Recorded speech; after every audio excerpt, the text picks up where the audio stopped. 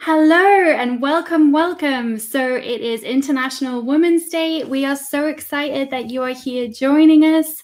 I hope you can hear me. If you can just confirm in the chat, that would be great.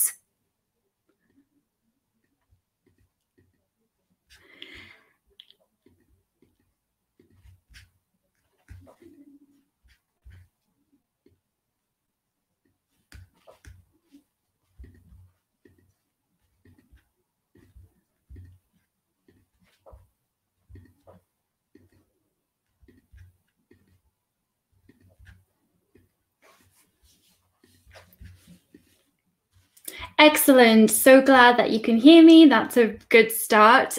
So I would like to welcome you to our International Women's Day event. As you may already know, that International Women's Day takes place on the same day every year, the 8th of March, and it happens all over the world to celebrate women's rights, women's contributions to society, to raise awareness of issues, to inspire people to act in the ongoing fight for gender equality, and to show support for organizations that help women globally. So we are so excited that you are here. My name is Ashley King. I'm host of the Nurture Your Zest podcast and also the host of today's event. First of all, thank you so much for making the time to join us. And secondly, we are very new to this online virtual networking platform. So if you have any thoughts and feedback after the event, we would love to hear it so we can help make our events better in future. This event has been put together in a collaboration between COCO Charity, which are an amazing charity who do incredible work in and across the African continent.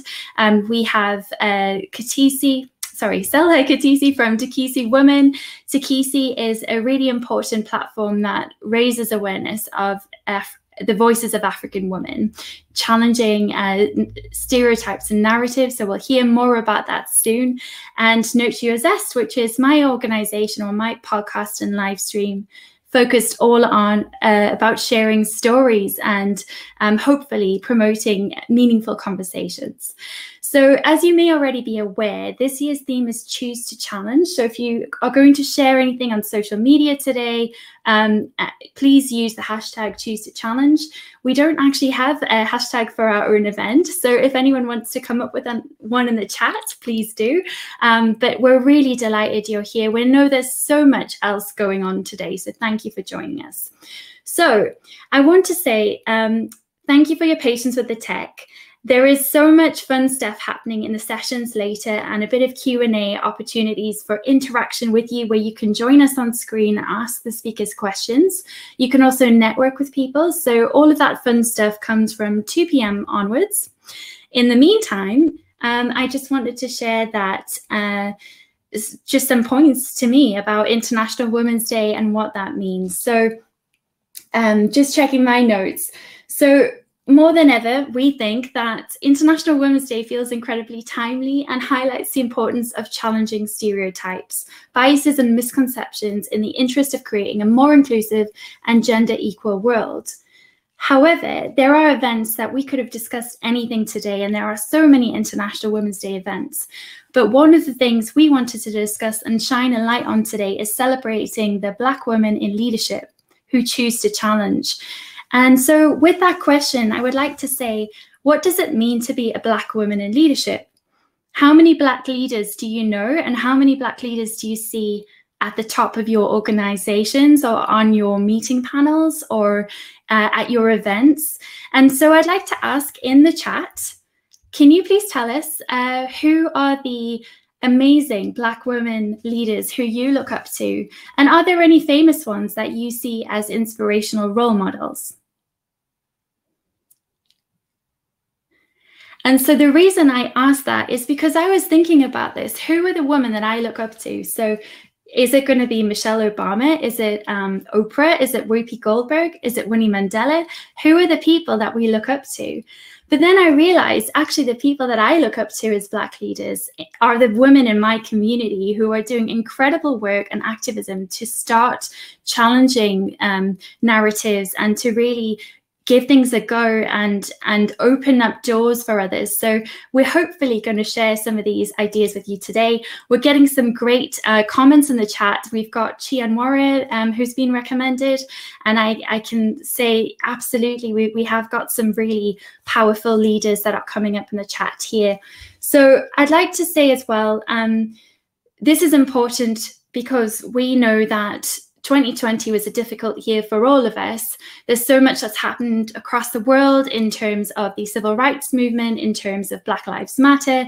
And so this event is really just about starting the conversation and bringing us all together and hopefully having a really fun event. So keep coming with whatever you want to share in the chat, and we're also looking forward to chatting with you soon. So, did you know that according to the Lean In and McKinsey report, Women in the Workplace, which was written in 2019, only 1% of executive leaders are Black women? Did you also know that 59% of Black women reported that they have never had an informal interaction with a senior leader in their company? This is incredible to me that these kind of stats exist. And I also want to say that one of the things we're wanting to do today is to empower the audience through informative talks, showing examples of Black women in leadership, raising awareness of leadership, which happens in communities, both in the UK and on the African continent. I should share the disclaimer, we're not the experts. We are sharing our lived experience, and we want to hear your experience too. So you will have the opportunity, as I mentioned, to speak to various speakers and ask questions during our interactive panel at 2 p.m. And also, you will be able to share any thoughts and network with us. So we believe in a gender equal world, and I want to celebrate all women from all communities. And without taking any longer on any more preamble, I would love to introduce you to our first speaker, who is Zelha Kaitisi of Teakisi. Zelha is also a co-organizer of this event. She's the founder of Teakisi, which is a blog which has a global monthly readership of over 2 million people. Her blog has helped to change and challenge the narrative of African women and provide a platform for their voices to be heard. She is also the graduate of 2 Newcastle University degrees. Growing up in Rwanda, Zelha has a strong interest in politics and development and economic empowerment for women and communities. So I would like to invite Zelha to the stream. It would be really great to hear her story so she can share more with you. So Zelha, thank you so much for joining us, and I'm going to remove myself so you can start chatting. Thank you so much, Ashley, for having me and for the introduction. Hi, everyone. Happy International Women's Day. I'm really happy to be here with you today and share my experiences on why I choose to challenge. But before I go ahead, I would like to acknowledge that even though I am the founder of Teakisi, I actually do have 2 other amazing directors who I work with. One is Rehma Muguyaneza, and the second one is Dr. Daniel Jefferson, who also happens to be my fiance. So I just didn't want you to think it's all about me. No, it isn't. So yeah, about Teakisi, it actually started as Ashley said, it started as a blog, but currently we are a CIC, a community interest company. So we have evolved. And I hope to be able, we hope to be able to carry on changing the narrative of African women. So going on today's theme, why do I choose to challenge? I thought about this. I thought, write a speech. What are you going to talk about? I just thought, why not talk about my own experiences? Why not talk about how I was brought up, what it looked like? I know Ashley said about celebrating the women in our communities. Yes, I absolutely agree with that, because I don't think leadership is just what we are told is out there, the ones we see in the public domain. No, we do actually have leaders, and women leaders and African women leaders within the grassroots and all other stages of life. You just don't seem to happen to see them. Not many people, well, if you're aware of my history or our history as a country, Rwanda, where I come from, is that you know that after post-genocide Rwanda, there was 80% of the population was women and girls. Just imagine that. 80% of our population was women and girls. We're talking about a country that had been written off because of the genocide against the Tutsi that had just happened, that massacred so many of our people. Because we didn't have anyone to support us. We didn't have anybody who believed that actually as a country we could rise from the ashes. But we did. And guess who did that? The women and the girls who were left behind. So growing up for me, I have always constantly seen leaders all the time, everywhere I've been, in my sisters, in my aunties, in my grandmothers, in all our community, because everywhere you looked, there was a woman doing something to uplift the entire nation.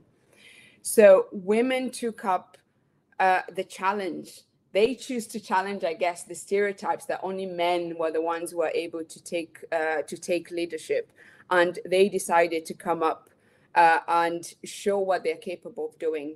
And this is how Rwanda became what it is today.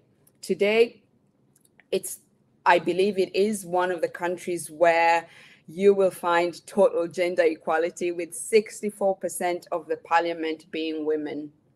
You won't see that anywhere else in the world. Today, Rwanda, I think economically, it's the most rising on the index for countries that you should do businesses with, and much, much more.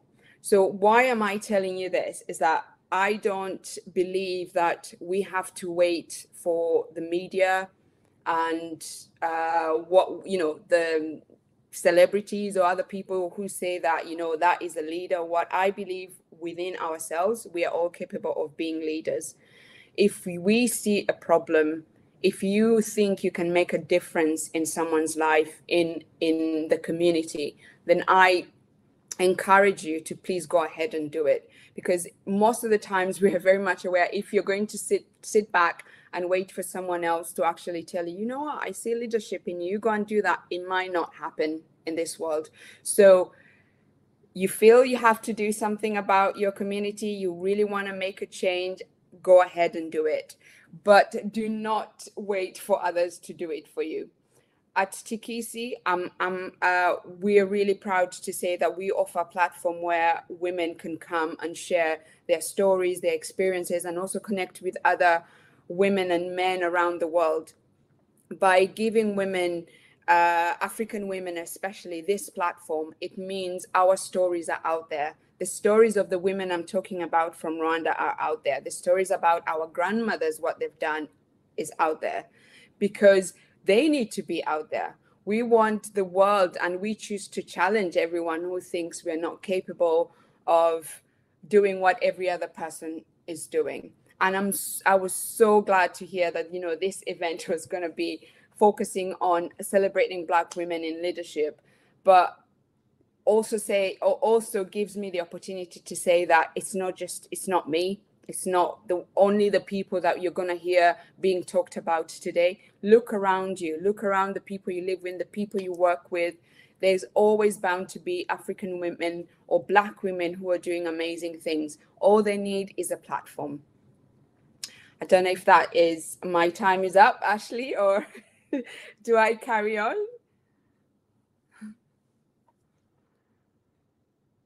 Not too sure. I'm back. Yes, I wasn't too sure because I could go on forever. Your time is up, but it's so good to hear more about Rwanda. And actually, I am really inspired to learn more about your story and what you've been through, but also what your country has been through. So hearing some of the stats you said there about economic development and all of this kind of thing is really, I didn't know enough about it, and I would like to know more. So hopefully in our speaker panel area, you can tell us a bit more about where we can learn that information. So thank you, and I will remove you from the stream. Thank you. Hi, everyone. So thank you so much for listening to Selha's story. It's really incredible to hear different perspectives from different women, and we're having some great chats about what leadership is and how it can happen in the community. I'm Our next speaker is Lucy Kendall, who is the Chief Executive Officer of COCO Charity. If you've not heard of COCO Charity before, they are based in Africa. It stands for Comrades of Children Overseas. And this charity do incredible work to help meet the needs of communities and empower women and children. And they do so much, actually. I'm going to let Lucy tell you more about it. Lucy is an alumna of Newcastle University Business School, where she did her MBA.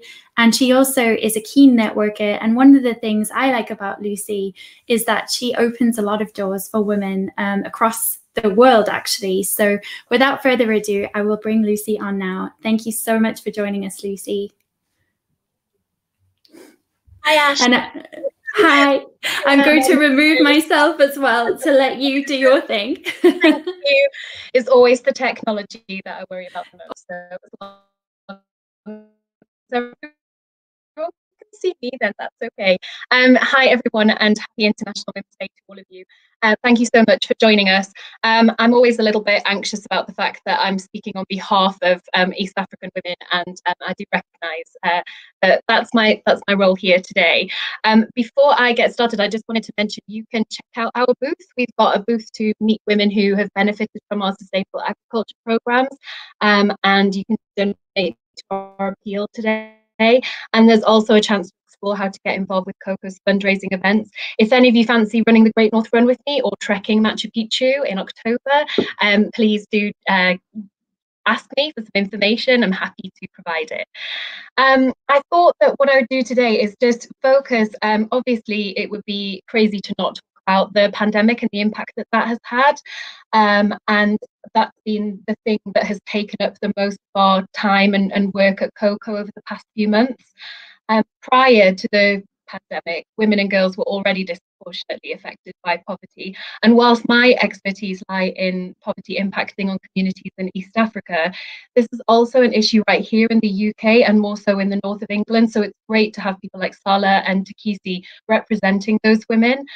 And when the UK entered the pandemic, we were already experiencing such deep and growing divides between and within our regions, and the pandemic has made the challenge of reducing other inequalities even greater and more urgent than before. Unemployment, low wages, and the fact that 40% of women in the north are paid less than the real living wage are all things that we should choose to challenge, not just today, but always. The impact of COVID-19 on women and girls in the developing world has been disproportionate, and the vulnerabilities that reflect women's gender roles and unequal social status have been exacerbated. Whilst cases of COVID-19 haven't been anywhere near as high in East Africa as they have been here in the UK, the consequences of lockdown, curfews, the closing of schools and the economy have been devastating. There's been an increase in domestic violence, food insecurity, underage pregnancies, and a lack of access to technology, all of which have played a part in leaving a lasting legacy on a generation of young women and girls. The UN have coined a phrase, the shadow pandemic, due to the huge increase in violence against women during COVID-19. And this too is a global issue. This is happening right here in Newcastle. It's happening all over the world. And 1 in 3 women worldwide experience physical or sexual violence, and it's mostly by an intimate partner. And a combination of being locked down at home with a partner and the strain on health services has meant that demand for services has increased whilst availability has been diverted from women's services to the response to the immediate COVID-19 relief.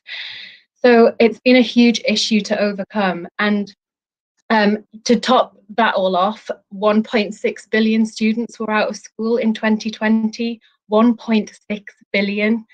That's devastating for everyone. And I know there are a lot of mums on the call now who have been trying to deal with that and having a job at the same time.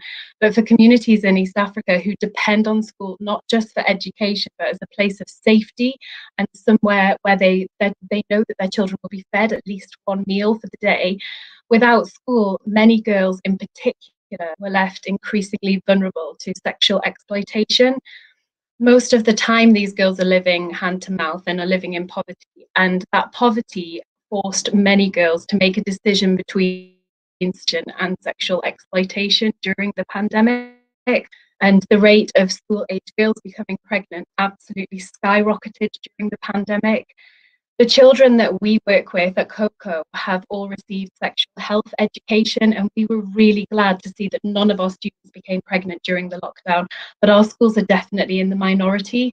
And once a student becomes pregnant in East Africa, their education is ended. The government will not allow a pregnant girl to attend school, and although there is a chance they can return to education once they've had their baby, the reality is that it's just not possible for the majority, and stigma still exists that forces women to live in shame if they've had a child out of wedlock. When the economy closed down in East Africa, the effects were devastating. The majority of the population in Kenya, as much of sub-Saharan Africa as a whole, work in the informal economy. They live from hand to mouth and have no savings to fall back on, and there's no government support like furlough that we had here. Women especially take up most of these roles as subsistence farmers or farm labourers, and life was already really difficult for them, but COVID-19 meant that overnight hundreds of thousands of families had no work, no savings and no security. In our booth, we've highlighted some of the stories of women in a community in Western Kenya with a high reliance upon industrial farming. We talked about this at our International Women's Day event last year, but this is still really, really important. There's information in there about the women working 14 days for just 40p. That's 2.8 pence an hour. And that was the only employment available for those women. As a result, COCO was already working with these women to provide them with the sustainable agriculture training that they needed to increase their income. And most of them have increased their income by 300%, which is incredible. During the pandemic, the women that we trained were absolutely fine. They could feed their families, look after themselves, and they had that independence. But there were hundreds of thousands of other women who couldn't do that. And it's really important that we recognise what women need to have their voices heard. COCO have just employed 2 women, one in Kenya and one in Tanzania, to work with the women that we support in Kwai to better understand their challenges. And we've recognised that women are going to open up to women better than men. And just because men are the ones that get through education quicker and faster than most women in East Africa, means that most of our schools have a majority of male teachers, male coordinators, and getting a case study from a woman, from a male worker, is very difficult. So this is something we've listened to and we're embracing. And one of the most important parts going forward for these 2 women that we've employed, for those of you who are supporters of COCO, you'll hear about Ruth and Frida in the next few months as they find their feet and start working with us. But one of the most important parts is a regarding listening to women and listening to young students to ensure that they have their voices heard. A bit like Sala, could talk about this forever. I won't. But what we really want to do is try and have those voices of the women that we're working with in East Africa heard as loud and proud as we possibly can, and make sure that we learn from them, make changes, and ensure that not just because there's a pandemic, but just because it's the right thing to do, that women have access to jobs and they have access to education regardless of their situation. And I'll leave it there. Absolutely. Thank you so much for sharing that, Lucy. That's really powerful. So I'm actually going to go next, because I don't know if our speaker Sarah's been able to join us yet. So I'm going to thank you, Lucy, and I'll remove you from the stream and I'll stay and chat about my story. So thank you so much, Lucy. So actually this is a bit scary for me to share, but I'm going to do it. So I'm talking today about the importance of allyship and why that matters. And so this is my story. So for those of you who haven't met me before, I'm a podcaster and live streamer and enthusiast of all things chatting, which you've probably noticed I like to talk. So I grew up in South Africa in Johannesburg. My family weren't particularly wealthy, especially in our early years, although looking back, I wasn't aware of the inherent privilege that I had as a white South African. I'm aware that today we've got a very international and global audience, so some of the things I'm sharing might not relate to anyone else, but this is my story and my perspective. So South Africa as a country is very multicultural, but it didn't feel like that in my early years because people still lived in very segregated communities, and apartheid was just ending. And so while there were very different kinds of people, they didn't always mix with each other, although sometimes they did mix in the church that I went to as a young girl. That was actually quite brave to have a mixed congregation at that time. So as a small child, if I played with children who were a different skin color to me, it was usually because they lived at our house as the children of our maid. And so even though we weren't wealthy, it was common in South African culture at that time for white families to have a maid. And, you know, I know that my family is not the one example for every family in South Africa, but I think I learned a lot during that time. A momentous day took place on the 10th of May, 1994, when Nelson Mandela was inaugurated, a former prisoner and now a president, and a really remarkable man. To many South Africans, this was hope, and this was the beginning of our Rainbow Nation. And I distinctly remember the feeling of watching people queue for hours upon hours to vote for the first time. And I remember the sound of people singing and dancing and the colors, everyone holding hands and the laughter.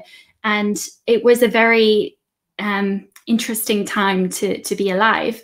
And I was only 6 years old. I was also one of the first generations of students, or the first, in my community, Rampark Ridge, to go to school in a racially integrated school in 1995 in my white neighborhood. So you'd think this might be something from the 60s, but this was happening in South Africa in only 1995. Can you imagine? I remember the teacher asking me to sweep the class, and I tried and I just couldn't. I didn't know how to use a broom. I had never done it before. We had a maid. And so all of my classmates were laughing at me, and I didn't understand why. And I didn't understand that for some of my colleagues, some of my peers at school, they were actually helping their mom with so many of the chores in my own house or in other communities. So that was quite a difficult thing to learn, and the laughter made me feel small. And I didn't understand any of these feelings. So you might be thinking, why am I talking about this, and why do these stories matter? My view is that stories always matter, and you don't know what you do that has an impact on someone else, and how your story can actually open up opportunities for other people and inspire them, but also how it can unlock meaningful conversations, and you can really impact things. So I've got something I want to share with you, and it takes courage for me to share this.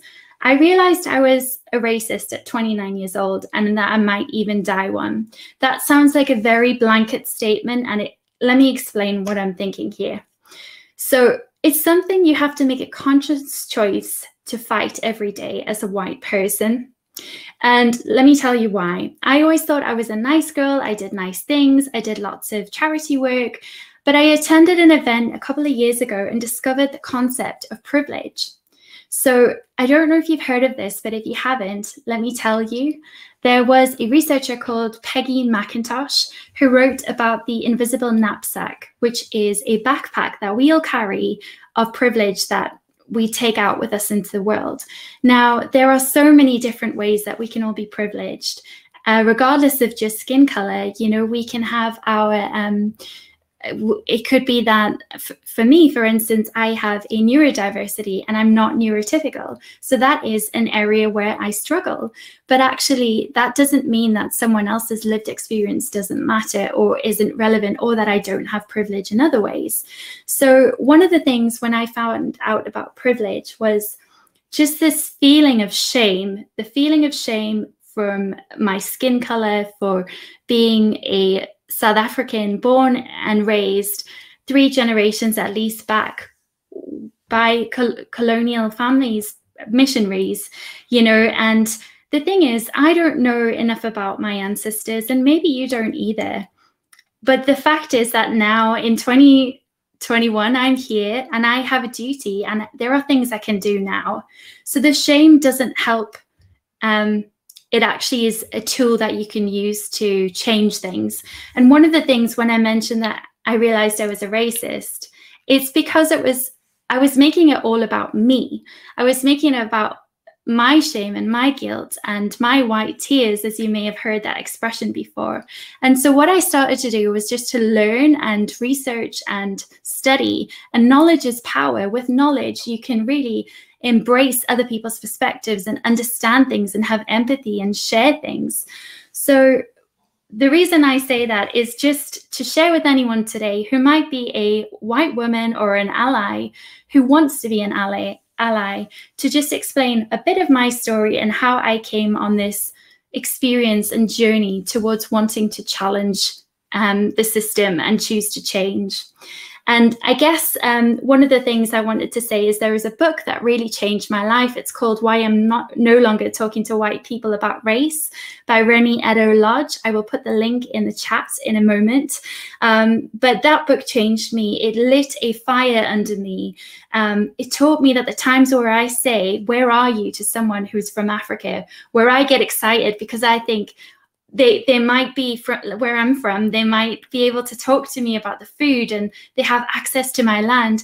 Actually, this can be a way to make people feel like they don't belong and reinforce that feeling. So there's so many different things that you learn, and it helps you to actually develop and change your narrative and the way you see the world. So I wanted to say, just to end, the only way to grow is to broaden your perspective, to have the challenging conversations, to have the talks, to listen, to learn, and to really just have an open heart. And so if you want to be part of the change, as Gandhi says, you need to be the change. So going forward today, 2021 International Women's Day, I choose to have the tough conversations. I choose to advocate for change. And there are things that you can do too. So just some quick tips on becoming an ally. If you notice a woman of color in the classroom, in the workplace, or in your community who hasn't got the opportunity to share her voice, she's in a meeting, people keep overriding her, stealing her ideas, make space for that person and use your privilege to help support others and empower others. Read, make sure that you know what you're talking about. Knowledge is power, and it brings empathy and understanding. And finally, champion the case for diversity. Who and in your organization, in your meetings, and the events you go to, what does that space look like, and who's missing from that table? Nominate a colleague, speak to someone, but these are my thoughts and my perspectives. I know that not everyone will feel the same, but I felt it was really important to share them. So that's my story. Thank you so much for listening. I would like to say that we are going to be sharing some other bits with you soon. I just want to catch up with the chat and see how people are responding. We've got a lot of comments about educating ourselves and children, and this is really important. You know, things do change and times change and cultural norms change. One of the things I'd really like to comment on the fact is, you know, in the past, for those of you who've joined us for International Women's Day, COCO Charity have an amazing event, and it's normally at Newcastle University Business School, and we have some lovely wine and nibbles, and there's excellent booths, and it's a really special event. But today, we've got people joining us from all over the world. We're actually joined today by attendees from Mauritius, from Uganda, from South Africa, from Rwanda, from Lithuania, from France, from the United States, from across the UK. I'm really surprised and excited by how many people have decided to join us and be part of this discussion and contribute, you know. So I think this is really, really great that we're able to have this global event. I think it would be really good if I can just invite you at 2 p.m. We're going to be having a bit more of an interactive discussion about our organizations, but I would really like to ask if you can find out more about COCO Charity and Teakisi right now. If Lucy and Selha can join me if you're available. I apologize, sorry. My colleague Sarah is just joining us. So our next speaker is here. So thank you for your patience. So we are still learning the technical side of things on this platform. So Sarah, I will just introduce you to her because I'm really inspired by Sarah. So Sarah is a recent English graduate of Newcastle University, Despite her young age, she has always impressed me with her leadership potential and her dedication to her work. During her time as a welfare officer at Newcastle University Students' Union, Sarah led on challenging and thought-provoking campaigns to decolonize the curriculum of the university and also acknowledge the voices and real lived experiences of Black students. Sarah was recently published in Tatler magazine in a special piece on her ode to Notting Hill Carnival, or her nostalgic piece, shall I say. And as a recent graduate, I just want to really acknowledge that this is a huge accomplishment to be published in a really well-established magazine, and it's the start of a really bright future. So I'm really delighted to have Sarah with us here, and I'm going to add her to the stream and remove myself.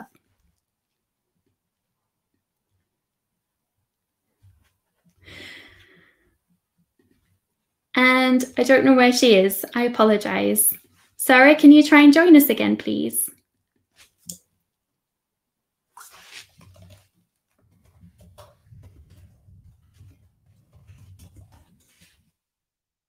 Thank you so much for joining us. I'm so excited you're here, and sorry for any technical issues. We are learning, but we are so grateful for you being here. I'm going to leave so you can share your story, but I'm really inspired by everything you're doing. So thank you.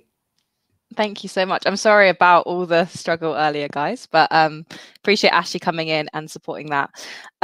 Yes, so I had a lovely introduction there. I'm Sarah, and I'm, as Ashley has said, quite a recent graduate. I've just started a new role within the House of Commons, and I used to be the Welfare and Equality Officer at Newcastle University Students' Union. And really what I wanted to speak about today was about Black excellence and my journey in consolidating what that term means, because I think when you have a lot of Black people in leadership positions, that term can be something that's quite exciting, quite unifying, quite empowering, but also something that can be quite toxic because of the types of expectations that are put onto you, and the role that isn't always something that is easy to navigate as someone trying to represent the voices of a whole community. So I thought it'd be useful to talk about my journey first, and then talk a little bit about Black excellence and how to navigate that as individuals. So you might be able to tell, but I'm a biracial Black woman. So I am, half Black, half white, and I grew up in Southeast London, so it's a multicultural hotspot. But really, I was surrounded by majorly a white community, partly because my Black side, part of the Sudanese diaspora. My dad's Sudanese, but he was the first person in his family to move away from Sudan. And I don't actually have a lot of Sudanese family here in the UK. So really, my intimate connections with people were majority white people, and the only kind of intimacy I had with Blackness was through my father. And so I really connected to whiteness more than I did Blackness. And I think later on, this became more apparent when my father passed away quite suddenly, because not only then was I geographically distanced from Blackness, but also I emotionally kind of distanced myself from Blackness at the age of 9, because that's when my father died. So that's when I kind of wanted to shun Blackness, because for me, Blackness meant trauma, it meant grief, it meant anxiety, it meant frustration, it meant stress, it meant unanswered questions.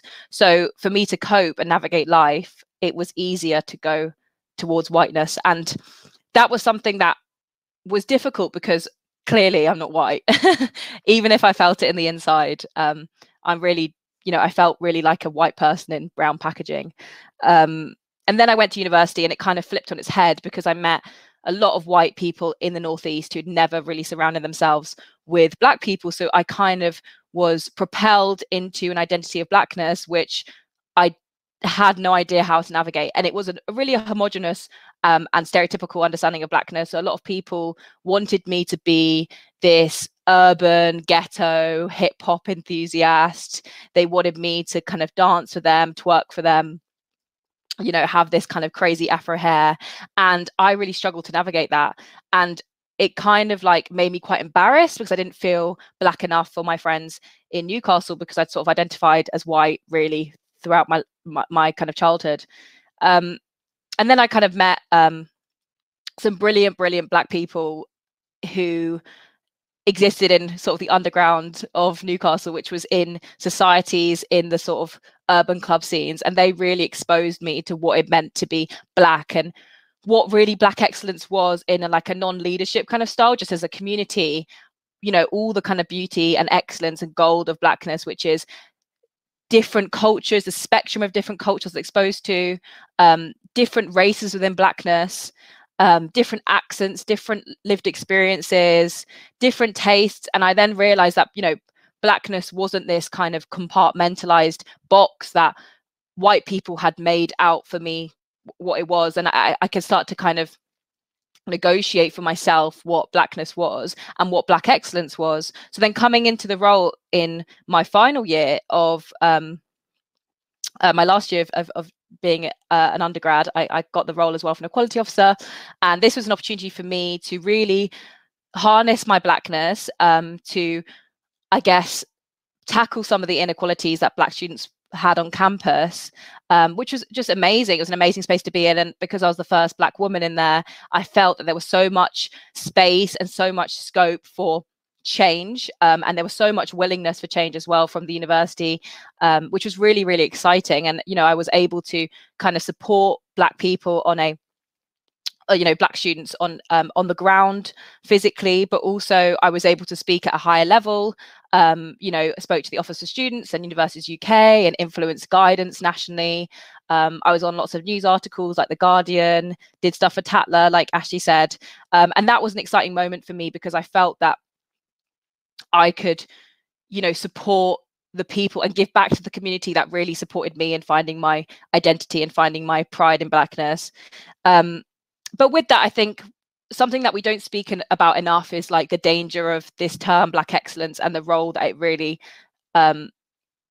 puts you in, and how uncomfortable it can be, because I, at the end of the day, am not a representation of the whole black community. I'm not even a representation of half of it. I'm just a representation of my experiences as a half black person.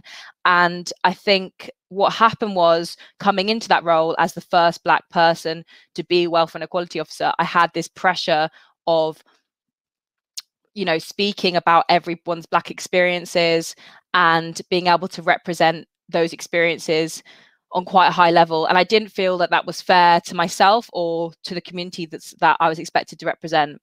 And also I started to kind of question whether, you know, I could separate my excellence from my black identity. This term black excellence, it means, you know, for a lot of people, it feels like excellence and blackness can't be separated. So for me, I felt like I was only being seen through this lens of blackness. And that was really tough.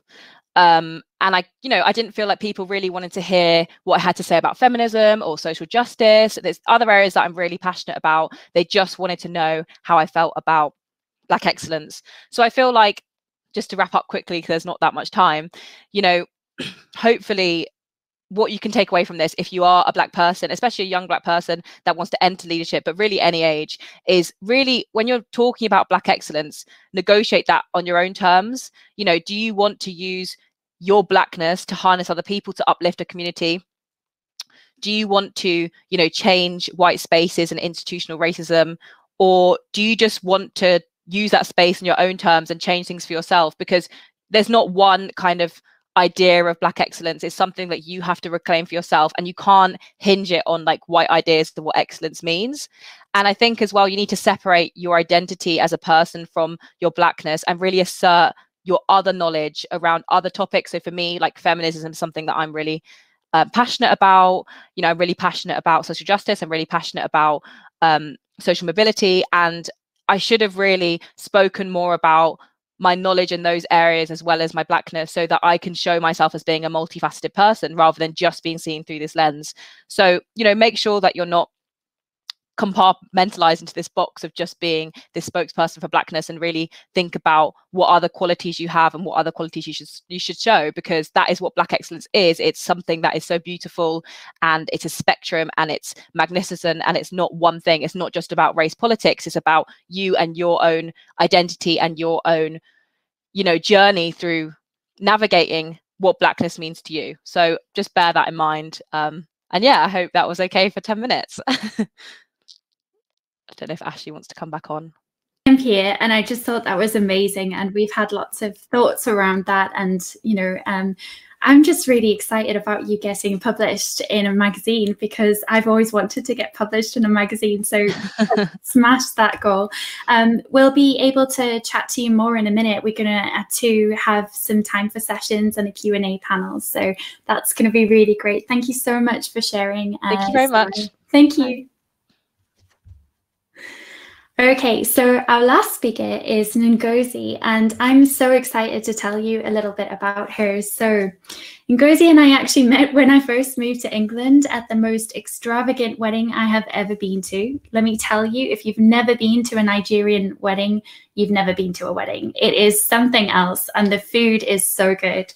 So back to Ngozi. She is an alumna of Newcastle University Business School, doing an MBA like myself, and my another inspirational woman I look up to, Lucy Phillipson, who you heard from already.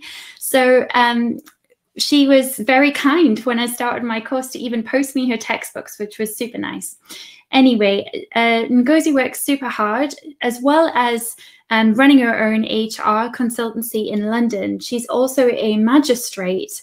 Now, if you don't know, a magistrate is someone who gives up their time to help in help communities with legal matters. And what you'll find out is that there aren't many Black women in this leadership position, which is really, really important. And I'm really, I want her to be able to share her story with us. I think we're still having some challenges for Ngozi to join us. So Ngozi, if you're here, if you can please click share audio and video, we'd love to hear from you.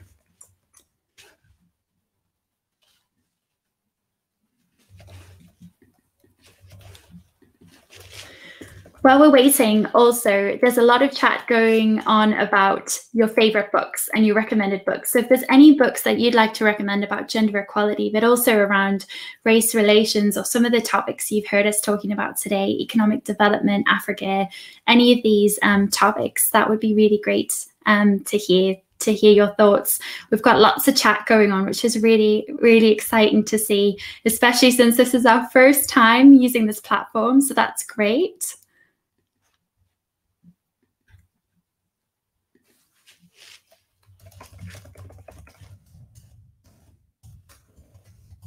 Okay, just a moment. Thank you for your patience.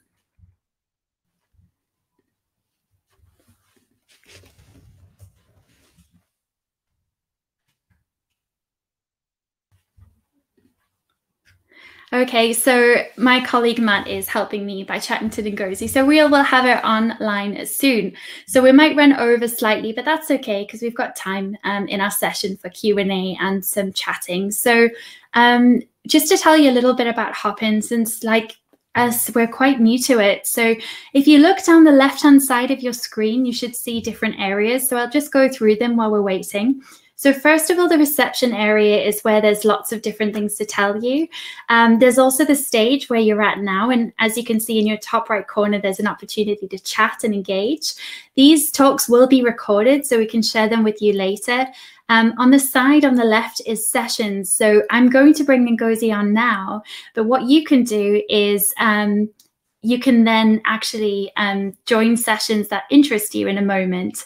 So I'm going to bring Ngozi on now. Thank you so much for your patience.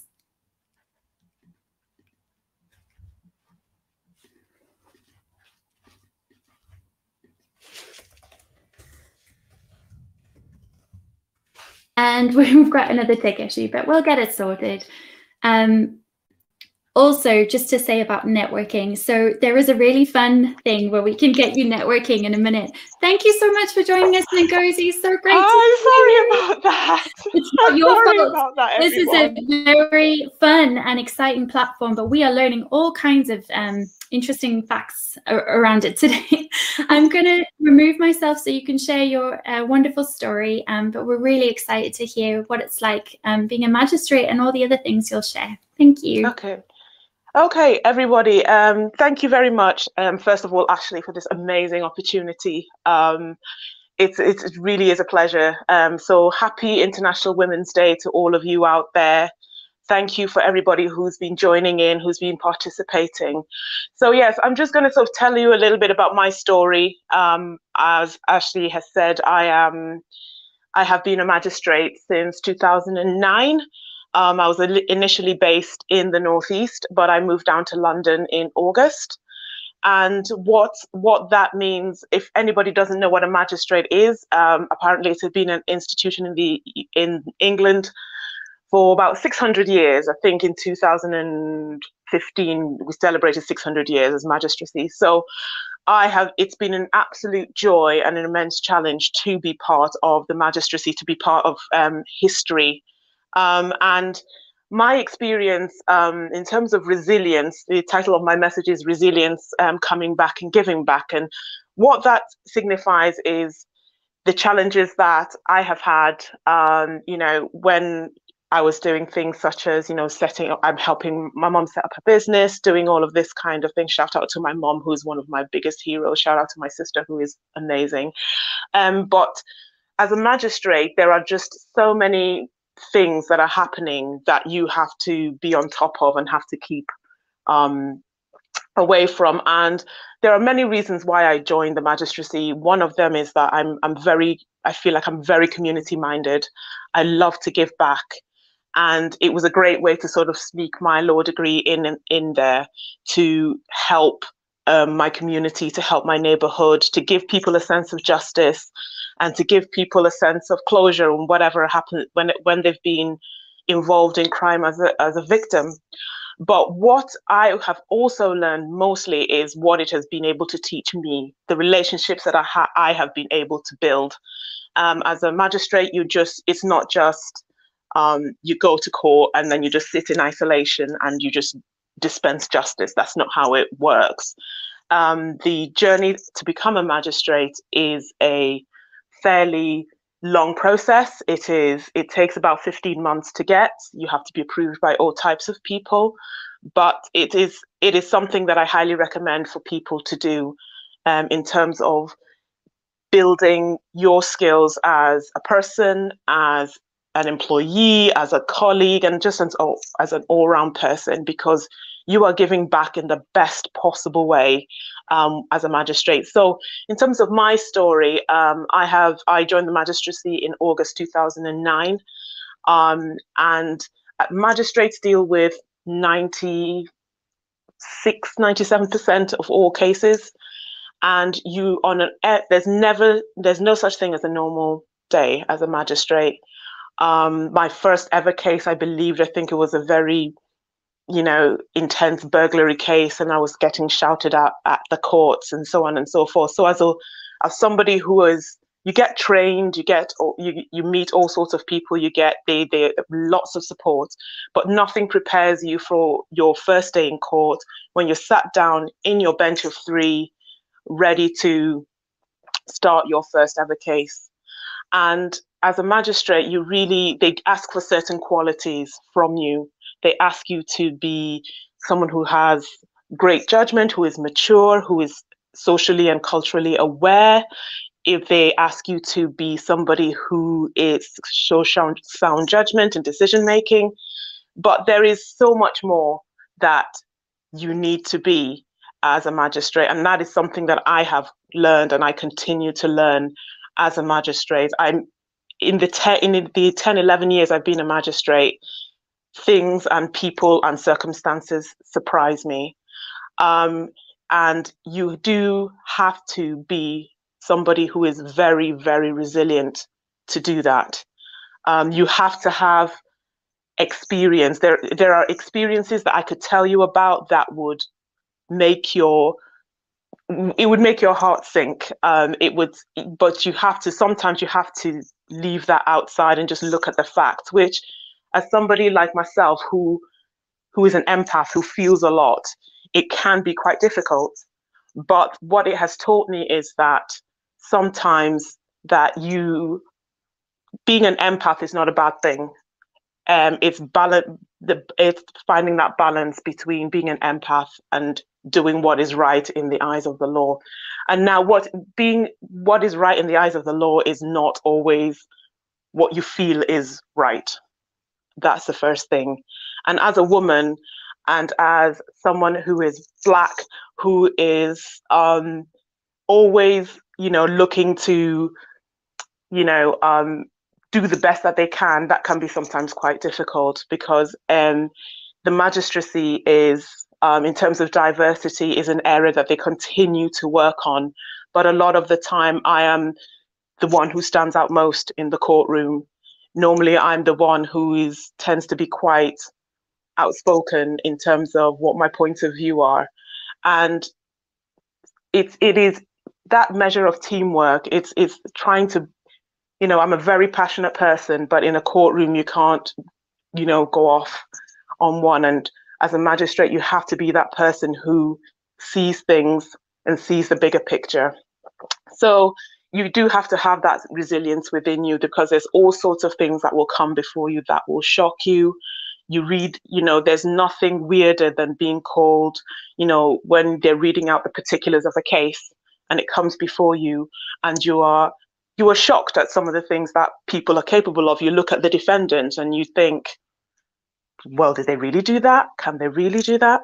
So it's a lot to take. And when they ask for maturity as a magistrate, it can be sometimes it's a very difficult ask to do, especially when you've got stuff going on the outside, when other aspects of your life are impacting on potentially the decisions that you make. And so what would I recommend you going as a magistrate? Absolutely. I would absolutely do it. But you just have to prepare yourself for what that entails. You will learn a lot about your community. You will learn about a lot about people. You will build some fantastic relationships. I've got a mentor. You will get mentored. You will get trained. You will learn more about the police, probation, etc. But you will just learn more about people and the everyday heroes and heroines that make the things tick. Is the magistracy perfect? Absolutely not. There are still steps that need to be taken. There are still challenges. There's still goals that they're working towards, especially in certain areas involving diversity in terms of their processes, etc. But as what they bring as a collective is experience. They bring a sort of different stories and perspectives, which is wound really tightly within UK and its history. So if you look through the magistracy, there's not very many people like me.